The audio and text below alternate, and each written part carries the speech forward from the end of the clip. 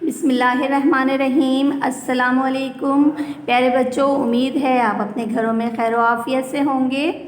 अल्लाह करीम इस वबा को जल्द अज जल्द टाल दे ताकि हम दोबारा अपना तालीमी सिलसिला फ़िज़िकली क्लासेस का अपने स्कूलों में दोबारा शुरू कर सकें और ताकि आपकी पढ़ाई दोबारा जारी हो सके।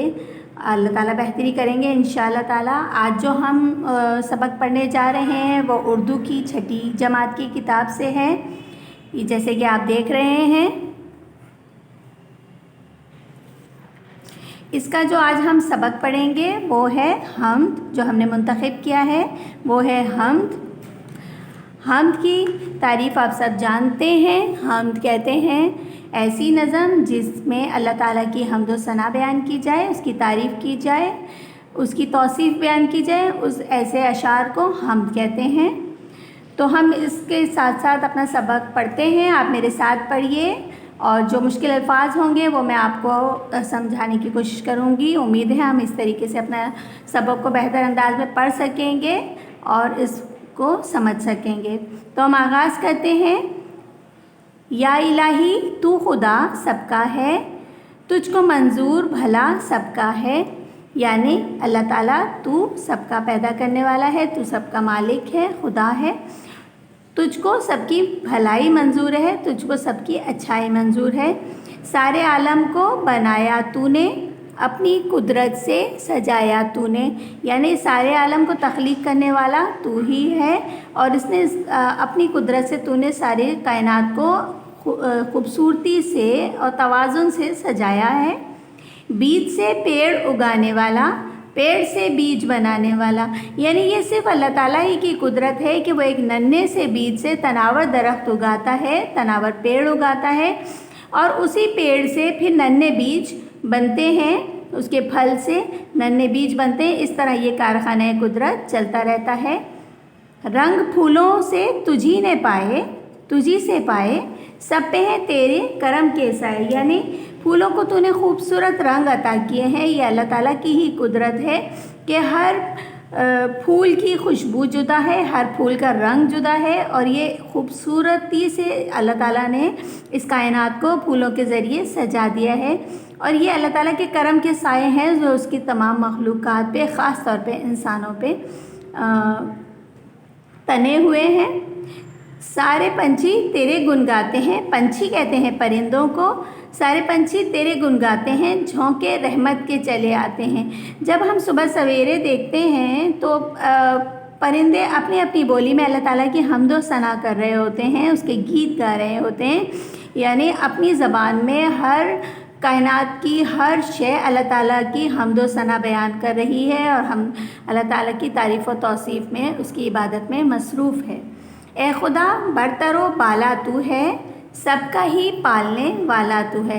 यानी अल्लाह ताला सबसे बरतर है, बुलंद है और वही सबका पालने वाला है। तू आलम पे नज़र रखता है, दिल की बातों की खबर रखता है। यानी अल्लाह ताला है जो तमाम जहान पे दो आलम पे नज़र रखता है। यानी ज़मीन आसमान में जितनी चीज़ें हैं उन सब पे अल्लाह ताला की नज़र है और वो दिलों के हाल की खबर रखता है। यानी हमारा इस बात पे ईमान है कि अल्लाह ताला हमारी शाह रग से करीब है और वो हमारे दिल की बातों की भी खबर रखता है। जो बात हम ज़ाहिरन करें, जो चीज़ हम पोशीदा करें, लेकिन अल्लाह ताला को हर चीज़ की, हर काम की खबर है। तूने ही इल्म की दौलत दी है, तूने ही अक्ल की नेमत दी है।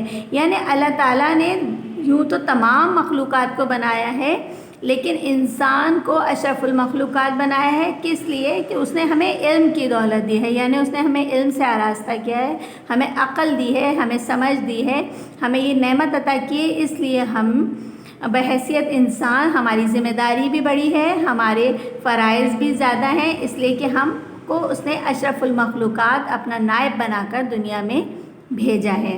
ये नज़म आपकी थी रईस फ़रोग़ की, जो उन्होंने अल्लाह ताला की हम्द व सना बयान करते हुए लिखी। उम्मीद है इस हम्द को आपने सही तौर पे पढ़ा और समझा होगा। इसमें जो लफ्ज़ आपको मुश्किल लगे हैं मैंने कोशिश की है कि उनको मैं आपको सही तौर पे समझा सकूं। उम्मीद है आपने उनको सही तौर पे समझ लिया होगा। अब हम आते हैं अपनी मश्क की तरफ। تو پہلا سوال ہے اس کا، حمد کسے کہتے ہیں؟ جیسے کہ آپ نے سمجھا کہ حمد اس ایسی نظم کو، ایسے اشعار کو کہتے ہیں جس میں اللہ تعالیٰ کی تعریف و توصیف بیان کی جاتی ہے۔ نظم میں دو عالم سے کیا مراد ہے؟ اس میں بچوں ہم نے سمجھا کہ دنیا اور زمین اور آسمان یعنی دونوں جہان، نظم میں اس کو شاعر نے دو عالم سے مراد لی ہے۔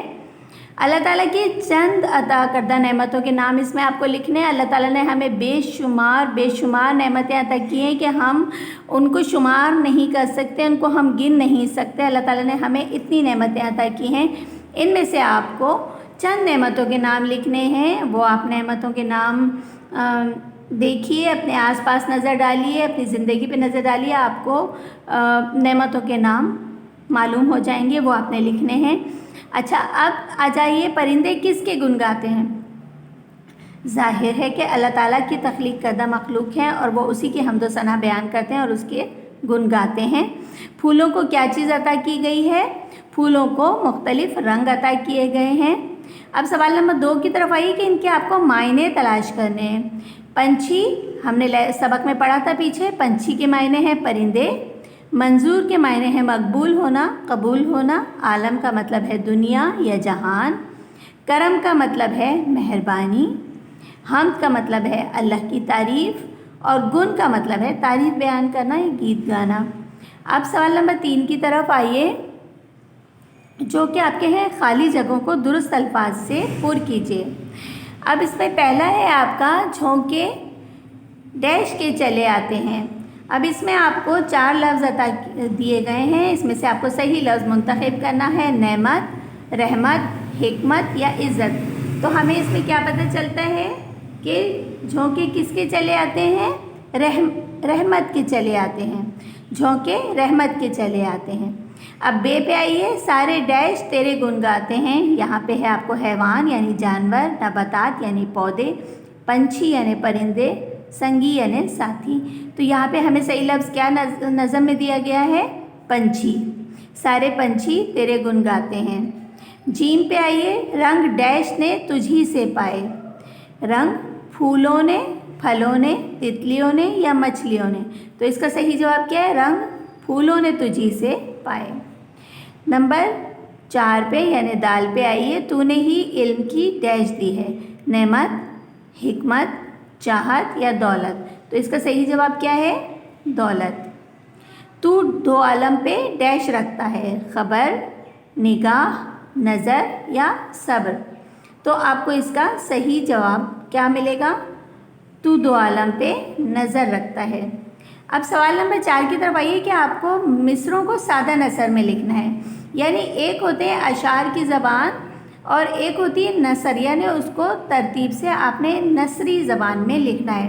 تو شعر میں آپ کو مصرع دیا گیا ہے، رنگ پھولوں نے تجھی سے پائے۔ اس کو آپ سادہ جملے میں کس طرح کر دیں گے سادہ نثر میں؟ کہ پھولوں نے تجھ سے ہی رنگ پائے ہیں۔ اسی طریقے سے آپ نے یہ پورے 6 کے صحیح نثر میں لکھنے ہیں۔ تو نے ہی علم کی دولت دی ہے، اپنی قدرت سے سجایا تو نے، سارے عالم کو بنایا تو نے، سب کا ہی پالنے والا تو ہے، تو 2 عالم پہ نظر رکھتا ہے۔ آپ کو اس کو سادہ نثر میں یعنی سادہ جملے میں تبدیل کر دینا ہے۔ اب ہم آ جاتے ہیں اپنے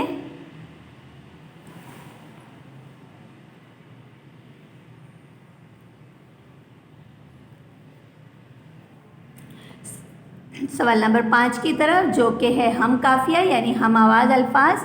اب آپ دیکھیں یہاں پہ آپ کو لفظ دیا گیا ہے بنایا، تو اس سے ہم لفظ کیا بناتے ہیں؟ بنایا، سجایا، اگایا، پکایا، ٹھیک ہے۔ اسی طرح آپ کو دوسرا لفظ دیا گیا ہے پائے، تو اس سے ہم کیا لفظ بنا سکتے ہیں؟ رائے، سائے، گائے۔ آپ اور بھی مختلف الفاظ اس سے بنا سکتے ہیں، جیسے جائے، کھائے وغیرہ۔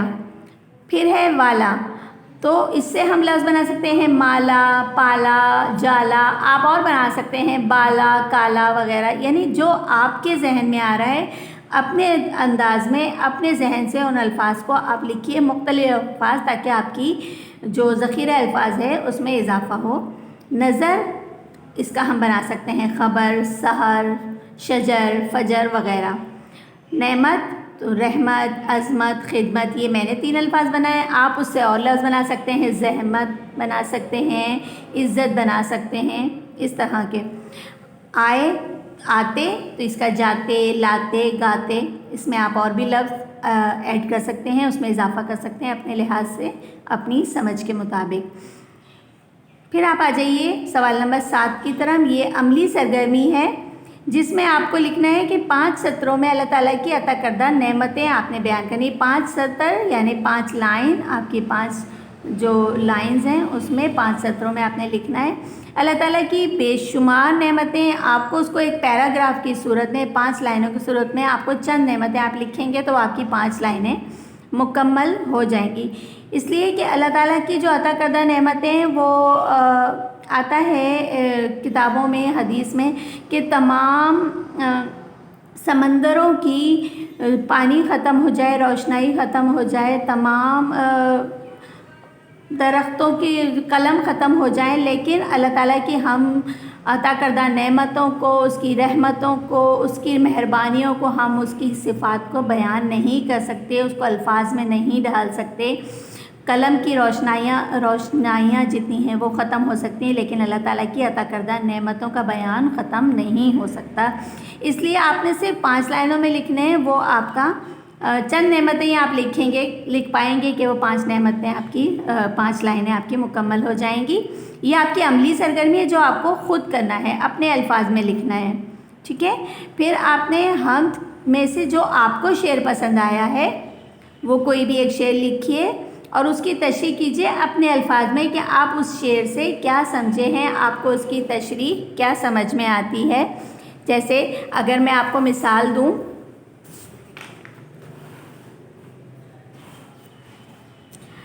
کہ یا الہی تو خدا سب کا ہے، تجھ کو منظور بھلا سب کا ہے، تو اس کی تشریح آپ کیا کر سکتے ہیں کہ اللہ تعالیٰ ہی سب کا مالک ہے.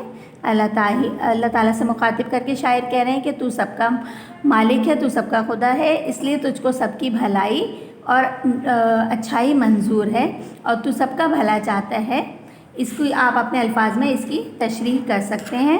امید ہے یہ سبق آپ نے اچھے طریقے سے سمجھا ہوگا صحیح طور پہ، اور اس کو اگر اس میں آپ کا کام بنا ہوا تیار اسکول میں ہے، آپ آئیے، لیسن کو اس سے سمجھیے اور آئیے اور آ کے اپنا کام لیجیے، اپنی پڑھائی کو جاری رکھیے.